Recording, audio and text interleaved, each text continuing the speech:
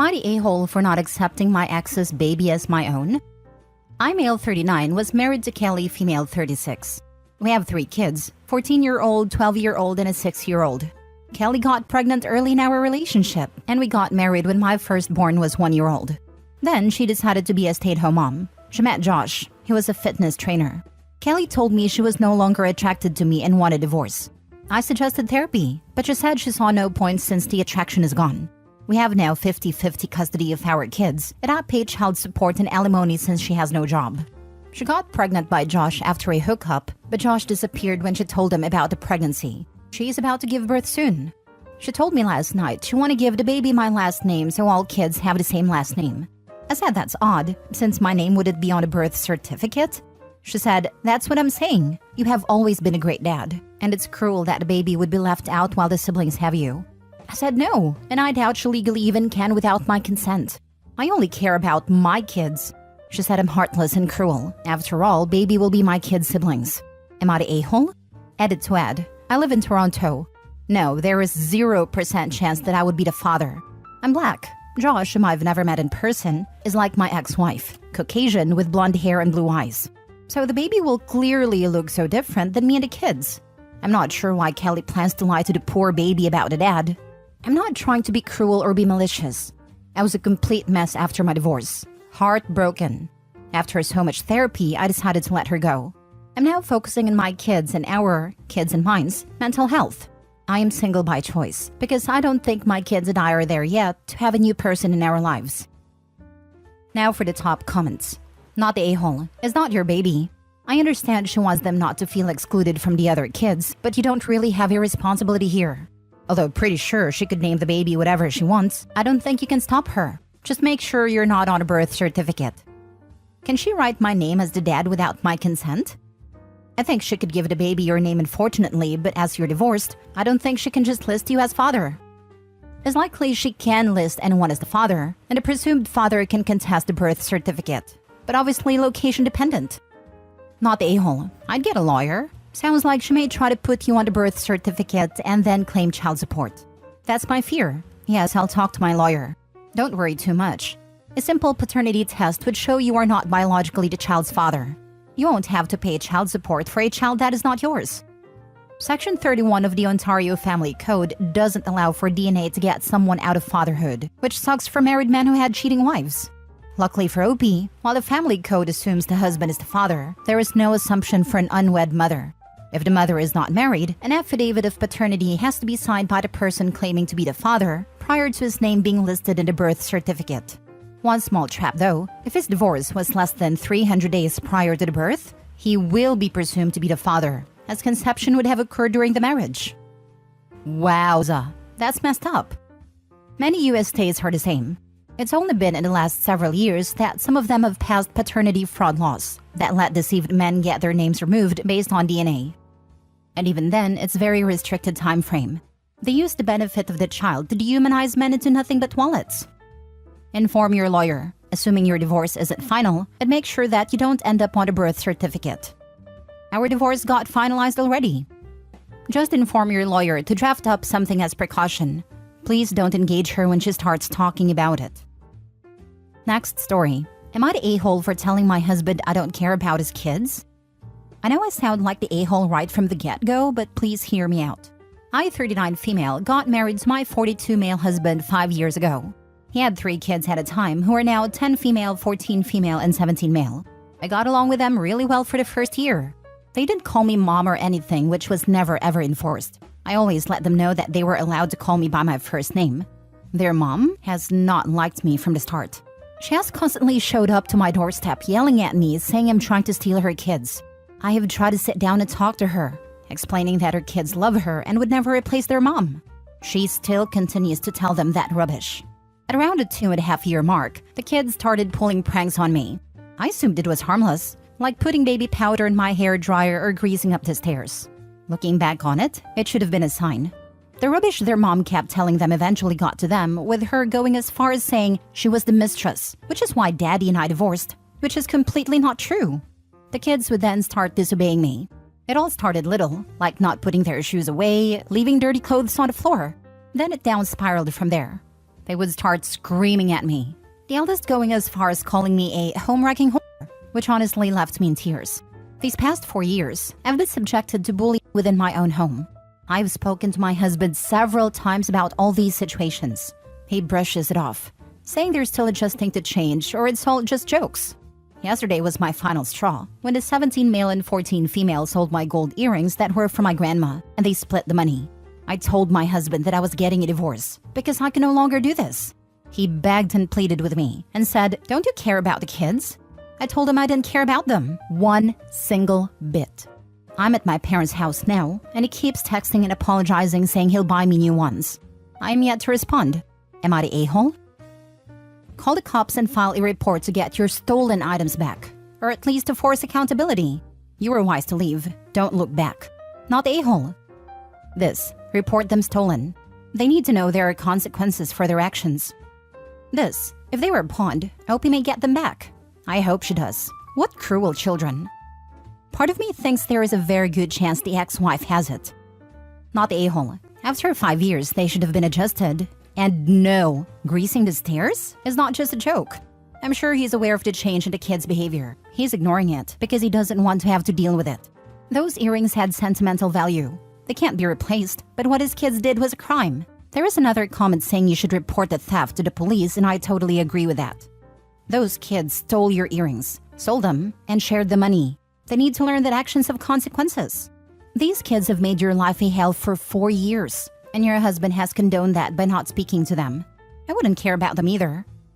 Yeah, greasing the stairs is serious. An attempt to injure you seriously. You don't have a stepkid problem. You have a husband problem. His ex threw you to the wolves and he has done nothing but blow you off and dismiss your feelings and concerns.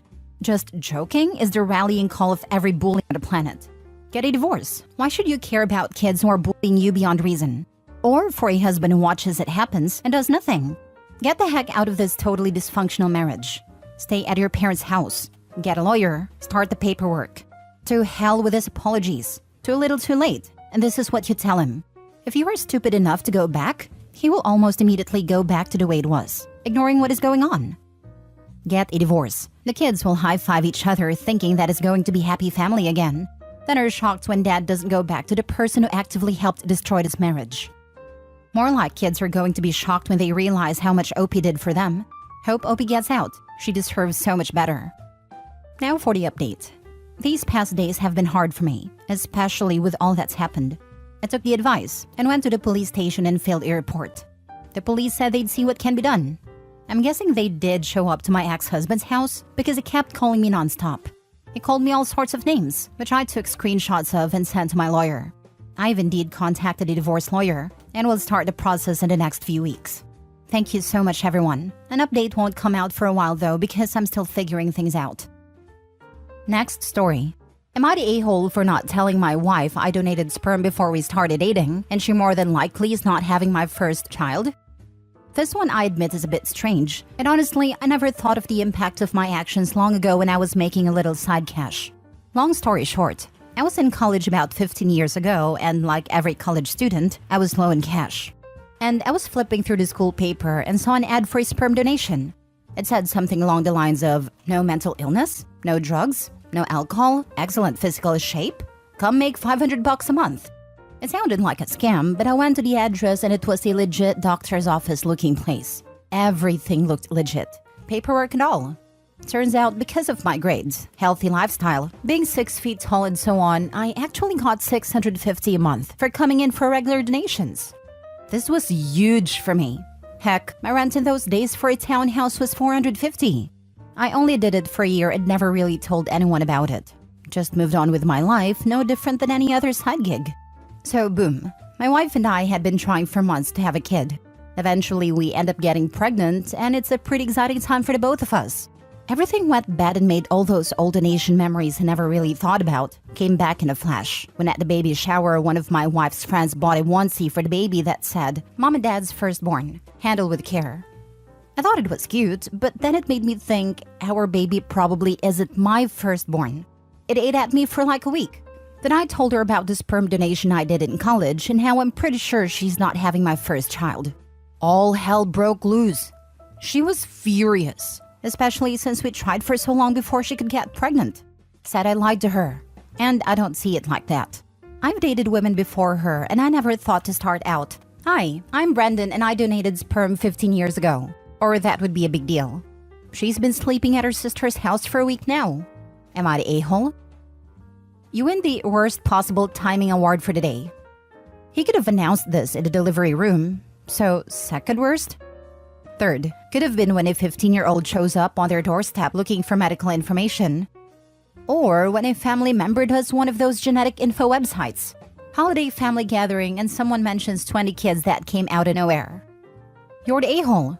They aren't your children. You are their sperm donor. Your wife is having your first child. Buy her roses and apologize.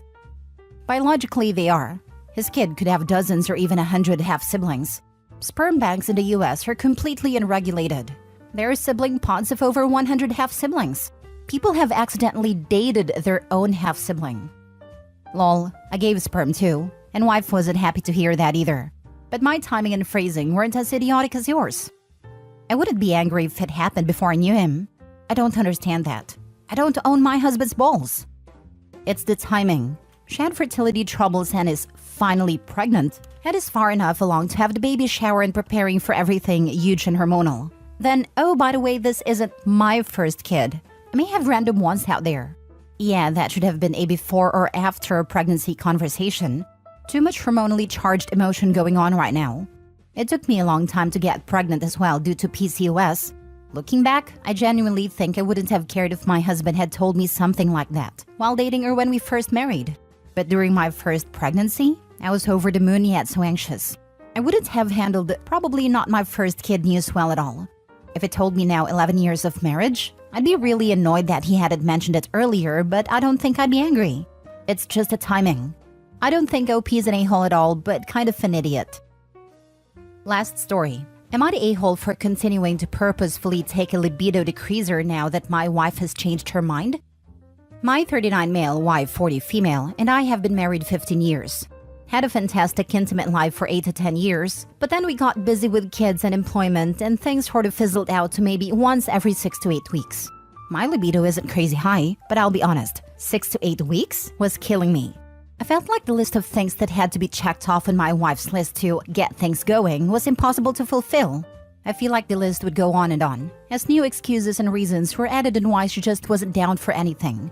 I was by far the only initiator for the last few years, and would get turned down 9 times out of 10. I work and my wife stays home with the kiddos, which works well for us. I attempted discussions with her about the situation and asked what else she needed from me, how we could spice things up, what we could do to increase our romance and intimacy, etc. The answer was always just that. She never really thought about it anymore and wasn't all that interested. I know it's not my place to pressure her into things she's not comfortable with, so after years of this, I eventually started to take care of myself. And she found out one day and flipped out about it. We had a conversation and she requested I didn't do that. I'm real non-confrontational, so I agreed, albeit made me frustrated and mildly depressed that we couldn't come to a middle ground. To make matters worse, I had different women at work come on to me very strongly in the middle of all this. I would never cheat, but I'd be lying if I said it didn't tempt me for a moment in my frustration. Eventually, I knew I needed to do something drastic to keep my marriage strong, and I got with my doc and started taking a medicine that decreases my libido significantly. I'll be honest, it's been very freeing. Now I hardly ever think about it. My wife, however, is angry that I'm not physically coming after her and attempting to initiate, etc., like I did before. She asked me to stop taking it, and I've flat out refused. I love that I don't feel negative about this situation anymore, because it doesn't preoccupy my mind like it did before. I honestly don't ever want it to go back how it was before. Am I being an a-hole by sticking with it? Not the a-hole. Coming from a wife of 12 years, I'm really struggling to see your wife's point of view here. In that, you've come up with 2 solutions to this problem, and both she's not happy with? Info, what are the conditions she's asking for? Some completely reasonable, to be honest. One's romance, one's communication, one's emotional intimacy as well. But then the list gets added too. Kids have to be 100% asleep. I can't have said anything remotely construed as negative or impatient in the preceding weeks. She can't have too many stressors on her mind. Can't be too tired. Has to feel confident. House has to be clean. The list goes on. She is an amazing person. Couldn't ask for a better mother to our children.